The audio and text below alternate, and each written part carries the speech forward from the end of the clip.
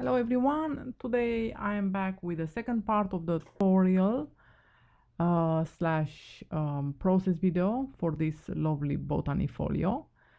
And today we will decorate together the cover.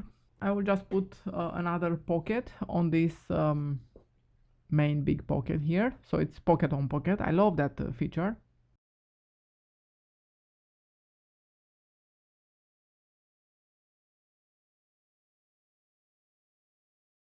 I also put this pocket on the front page, and I have used some leftovers, as I remember in the end, from the small pad.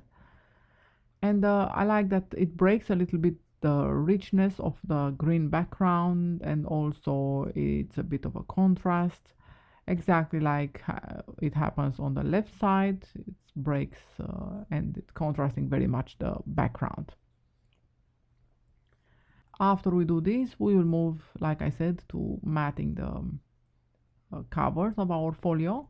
And this time, as I remember, I haven't used magnetic closure. I've used I don't know how you call this closure. We will see together. Sort of buttons and some thread that you turn around, two buttons. Okay, so yes, I also matted the inside of the folio, the base, and again using some paper leftovers from the woodland collection, and I think it's pretty good to break the motifs of our collection. It breaks the flowerness of it with this woody pattern. I love it. And so again, like I said, it's all using leftovers, and I'm always glad when I can do this. Okay, so finally, like I said, we move on to decorating our cover. And I remember I made a mistake on the front cover, but I fixed it very, very easily, and it's not even noticeable. This is the paper actually that I used to cover our folio, and I will use on the right flap, I will use the part with the cupboard, and of course the rest I will use it for the big part of the cover, the left flap.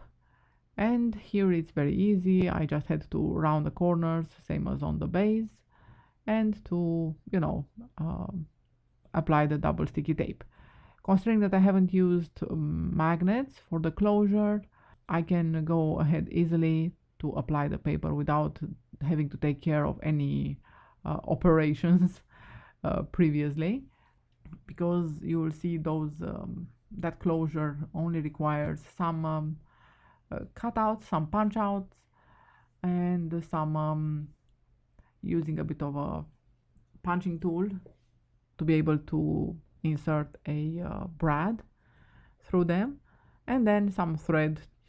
Okay, so for this one, this is what I did. I cut it because the measurement I think that I have written on the cover were wrong, and I followed those, and this is why I cut it too narrow, and so it should have been 18.5 instead of 12.5 I think I had written before. But you just stick back the paper together, and that's it. And it looks absolutely fine. You can hardly see where the separation took place. So this is how it will look. And now for the back, I will use again some of the yellow backgrounds that I showed you before. It will be very, very simple. The whole cover of the folio, the whole folio, it will be kept pretty simple because the patterns are pretty rich, pretty floral. So then the embellishments will be pretty minimal. Like I said, in the previous video I had already embellished it. Meanwhile, that I did that yesterday, so like 3 weeks after.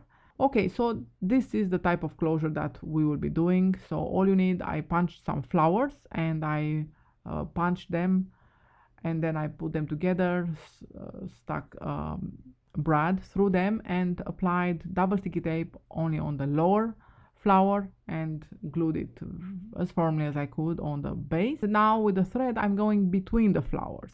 that's about it. I'll come back basically with the finished version, with the final showcase as soon as possible. Thank you so much for watching, and if you like what you see, please don't forget to hit the subscribe button, comment, like, share, and so on. Thank you so much. See you soon. Bye bye.